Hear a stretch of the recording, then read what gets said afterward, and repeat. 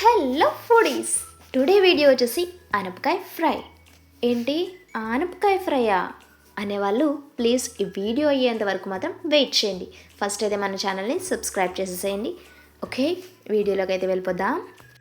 నేనైతే ఆనపకాయ ముక్కల్ని ఈ విధంగా అయితే కట్ చేసుకున్నాను. ఆనపకాయ ఫ్రై అవ్వడానికి కొంచెం టైం అయితే తీసుకుంటుంది కదా, సో ఈ విధంగా అయితే కట్ చేసుకున్నాను నేను. ఆనపకాయ కట్ చేసేటప్పుడు కన్నీళ్ళు రావు, కానీ ఆకలి మాత్రం బాగా పెరిగిపోతుంది, ఎందుకంటే అంత టైం తీసుకుంటుంది. ఇప్పుడు దీనిలో 1 టేబుల్ స్పూన్ కారం, 1 టేబుల్ స్పూన్ సాల్ట్, కొంచెం పసుపు, 1 table spoon garam masala powder, అలానే కొంచెం ఆయిల్ వేసుకొని ఇవన్నీ ముక్కలకైతే బాగా పట్టేలా అయితే కలిపేసుకోవాలి. ఎంతైనా చేత్తో కలిపిన దానికి స్పూన్తో కలిపిన దానికి చాలా డిఫరెన్స్ ఉంటుంది. ఈ విధంగా అయితే కలుపుకున్న తర్వాత కొంచెం కొత్తిమీర అయితే వేసేసి మళ్ళీ ఒకసారి బాగా కలిపేద్దాం. వీడియోనైతే ఎక్కడ స్కిప్ చేయకుండా చూడండి, చాలా ఈజీగా ప్రిపేర్ చేసుకోవచ్చు, అలానే చాలా టేస్టీగా కూడా ఉంటుంది. ఇప్పుడు స్టవ్ ఆన్ చేసుకొని ప్యాన్ పెట్టేసుకొని 3 టేబుల్ స్పూన్స్ వరకు ఆయిల్ అయితే వేసుకోవాలి. ఆయిల్ హీట్ అయిన తర్వాత చిన్ని ముక్కలుగా కట్ చేసుకున్న 7 లేదా 8 వెల్లుల్లి ముక్కలను అయితే దీంట్లో వేసి ఫ్రై చేస్తున్నాను. ఎంతైనా ఎన్ని వేసినా వెల్లుల్లి వేసి చేసే మ్యాజిక్కే వేరు.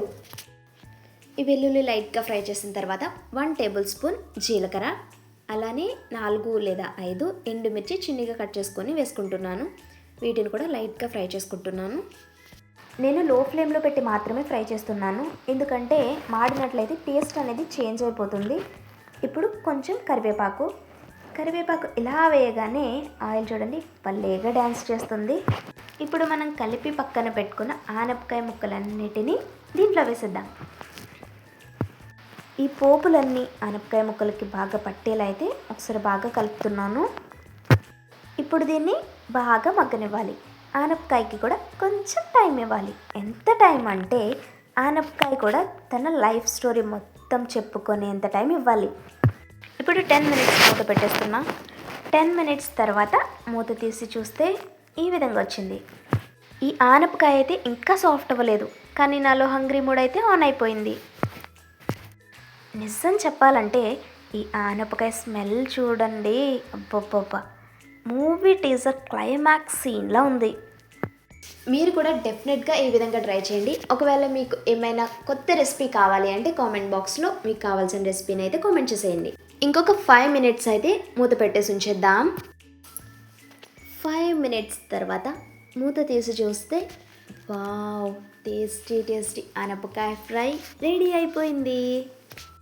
ఇంతే ఫ్రెండ్స్, చాలా ఈజీగా ఆనపకాయ ఫ్రై అయితే రెడీ అయిపోయింది. మీరు కూడా మీ ఇంట్లో ట్రై చేసి మీకు ఎలా వచ్చిందో కామెంట్ బాక్స్లో అయితే కామెంట్ చేసేయండి.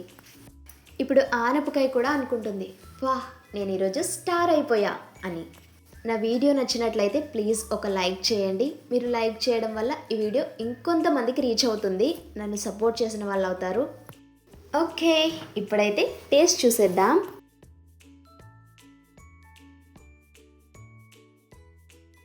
అబ్బబ్బబ్బబ్బా, సూపర్ అంటే సూపర్ వచ్చింది ఫ్రెండ్స్.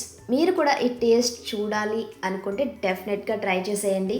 అలానే మన ఛానల్ అయితే ఒక సబ్స్క్రైబ్ కొట్టేయండి.